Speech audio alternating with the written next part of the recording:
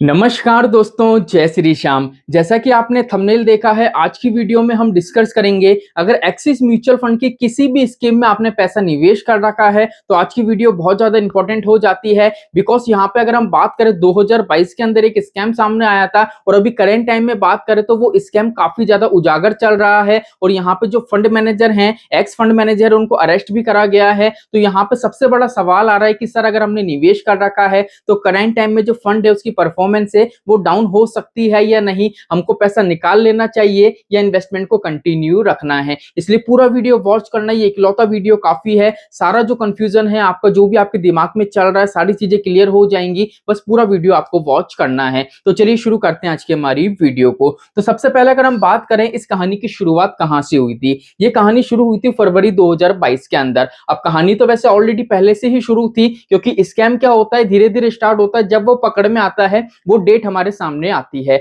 जब ये स्कैम सामने आया था तब की डेट है फरवरी 2022 की। अब फरवरी 2022 में क्या हुआ था, यहाँ पे एक्सिस म्यूचुअल फंड है, उनके एक्स फंड मैनेजर हैं जिनका नाम है वीरेश जोशी जी। इन ये सामने आए थे कि इनने फ्रंट रनिंग का स्कैम करा है। अब फ्रंट रनिंग का स्कैम भी कितने का हुआ था, 200 करोड़ का फ्रंट रनिंग का स्कैम सामने आया था। अब 2022 के अंदर जो ये स्कैम सामने आया था कि भैया ये जो फंड मैनेजर हैं, अभी तो ये फंड मैनेजर नहीं है फंड के अंदर, ये पहले के टाइम में थे, लेकिन इनने स्कैम करा है, ये कैसे पकड़ में आया था। तो यहाँ पे अगर हम बात करें तो मनी कंट्रोल ने क्या करा था, एक रिपोर्ट जारी करी थी 2022 के अंदर। अब रिपोर्ट में क्या होता है, कंप्लीट जानकारी थी, जो फंड मैनेजर है उनकी लाइफ स्टाइल की भी जानकारी थी। कैसे कि एक जो नॉर्मल फंड मैनेजर होते हैं उनकी इनकम क्या होती है, उनकी इनकम के बेस पे उनका जो लाइफ स्टाइल है वो जब चेक करा गया तो काफी ज्यादा हद तक वो मिसमैच हुआ था।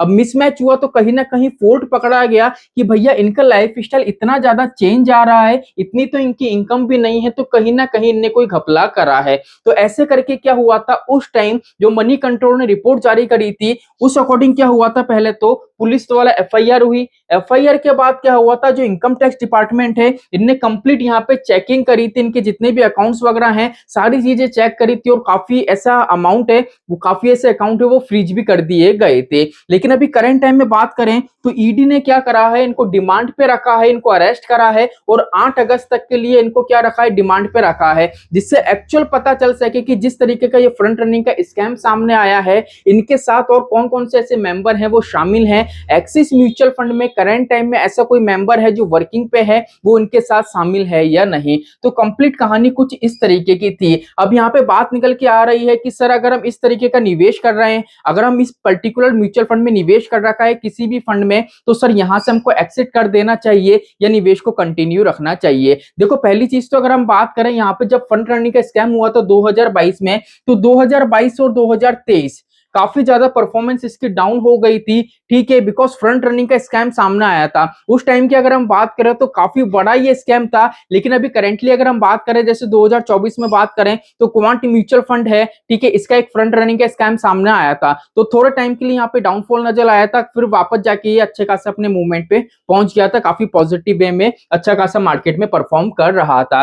लेकिन क्या हुआ था, 2 साल कंप्लीट ये थोड़ा डाउनफॉल की तरफ जा रहा था। 2024 में जो एक्सिस की म्यूचुअल फंड है उनने रिकवरी चालू करी थी और 2025 में अभी करंट टाइम में देखे तो काफी अच्छा परफॉर्म मार्केट में कर रहे हैं। तो यहाँ पे बात निकल के आ रही है कि सर अभी तो अच्छा परफॉर्म कर रहे हैं, लेकिन अब क्या परफॉर्मेंस डाउन हो सकती है, पैसा निकाल लेना चाहिए या कंटिन्यू रखना चाहिए। तो देखो यहाँ पे मैं सीधी सी आपको एक बात बताऊं, क्या होता है, गलती अगर एक की भी होती है ना, तो वो गलती को जब पूछताछ होती है ना, तो वहां पे काफी ज्यादा छोटे छोटे ऐसे मेंबर निकल के आते हैं, जिससे पता चलता है कि भैया ये भी इसमें इंक्लूड था, ये भी इसमें इंक्लूड था। तो हो सकता है करंट टाइम में जो एक्सिस म्यूचुअल फंड है, वो जो फंड मैनेजर है वो तो एक्स थे, वो तो अब जा चुके हैं, लेकिन करंट टाइम में मान लीजिए कोई भी ऐसा मेंबर हो सकता है जो अभी भी इस फंड के अंदर कार्यरत हो। बिकॉज क्या होता है, हम सिर्फ फंड मैनेजर को जाते हैं, लेकिन फंड मैनेजर के अलावा भी कंप्लीट एक टीम होती है, उसके द्वारा ही फंड को मैनेज करा जाता है, कंप्लीट यहाँ पे सारा प्रोसेस होता है। तो यहाँ पे हो सकता है थोड़ा बहुत आपको डाउनफॉल नजर आए,